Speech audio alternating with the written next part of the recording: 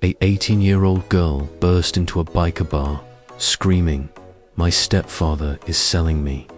Every head turned. "Please help me," she cried, trembling.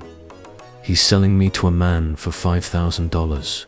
Clark, the chapter president, moved faster than anyone had ever seen him move. "Who's selling you, sweetheart?" he asked gently. "My stepfather," she sobbed. "The man is coming to get me tonight." Just then, the sound of car doors slamming echoed outside. Two men entered, one carrying rope, the other holding duct tape.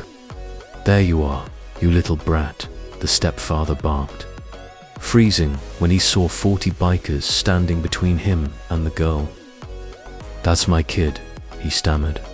"She's sick, makes up stories." But Sophie, the girl, clung to Clark and said through tears, he already took the money. The man behind him gave him $5,000. The well-dressed man stepped forward, his voice smooth. "This is a family matter, gentlemen." Tank, the enforcer, rose from his chair and said coldly, "Family doesn't sell family." The stepfather began to sweat. "You don't understand," he insisted. "She's going to a better home, like adoption." Razor pointed at the rope and duct tape. With those, the two men realized too late they'd walked into the wrong place. When the stepfather tried to grab Sophie, Clark's hand clamped around his wrist. "No, you're not," Clark growled. "I'll call the cops." The stepfather threatened. "Please do," Clark said evenly. "Explain why you're selling a 8-year-old. Then Sophie said something that made every man in the room go silent. "He sold my sister Amy last year.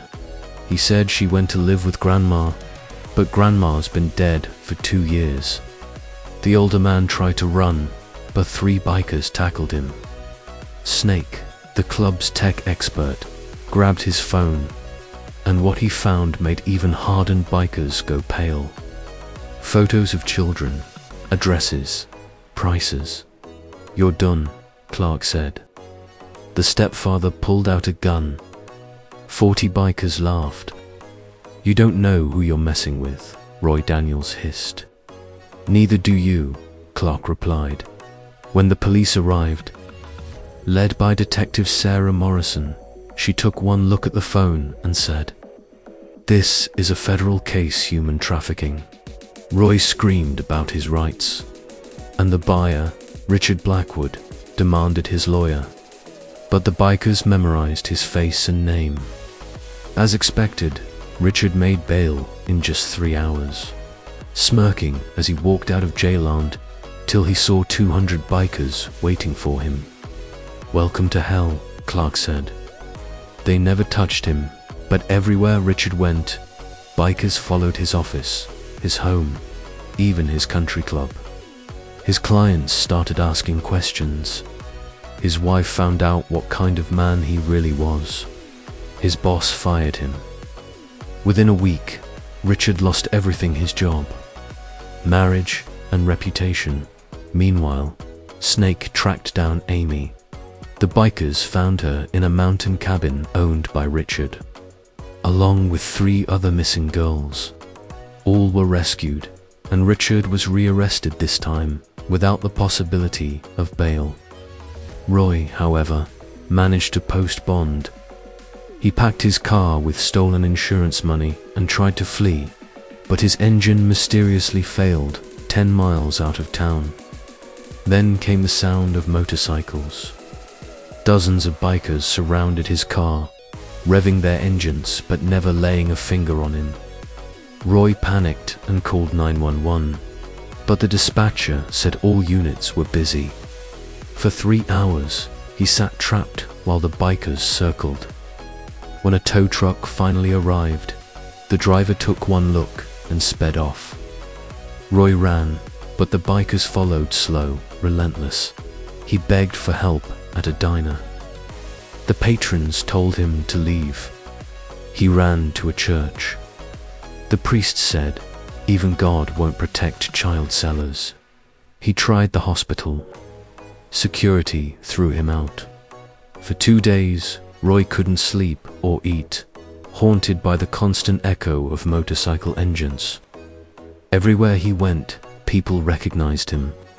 Sophie's story had gone viral. Finally, broken, Roy walked into the police station and confessed to everything: his wife's murder, selling Amy, and trying to sell Sophie.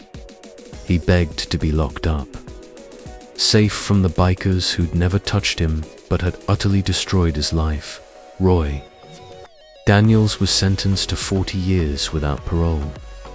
Richard Blackwood received life for trafficking multiple children. He lasted 1 week in general population before begging for solitary confinement, where he remains alone 23 hours a day. Sophie and Amy were reunited with their grandparents in Florida, an elderly couple who had spent their savings searching for the girls they believed were dead. The Iron Horse Saloon became their college fund, supported monthly by every biker who'd been there that night. Their grandparents eventually moved back to town to raise them near their protectors. The Hells Angels bought the house next door, turning it into a clubhouse. In that small town, 2 little girls lived surrounded by 40 guardian angels in leather, and from that day forward, child traffickers learned a deadly truth whispered through the underground: never operate near the Iron Horse. Never hurt a child in that town. Because once 40 bikers became an army for 1 little girl, and they will again. Every single time.